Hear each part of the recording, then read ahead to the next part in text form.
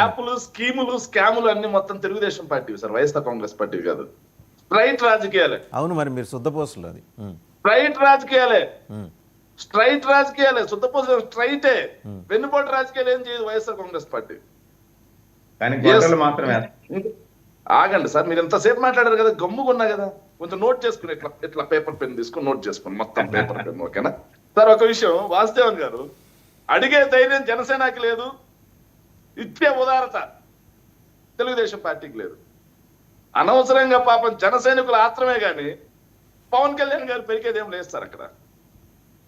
Sir నేను straight గా చెప్తున్నాను సార్, వినూత దంపతుల అంశమే తీసుకున్నాను సార్. వినూత కోట దంపతుల హత్య ఏదైతే, రాయుడు అనే డ్రైవర్ హత్య అంశంలో వాళ్ళు ఆరోపణ చేశారు ఎవరి మీద? బొత్సల సుధీర్ గారి మీద, ఎమ్మెల్యే. కానీ ఈ రోజు వరకు బొత్సల సుధీర్ గారి మీద తెలుగుదేశం పార్టీ అధిష్టానం కనీసం పిలిచి మాట్లాడిందా?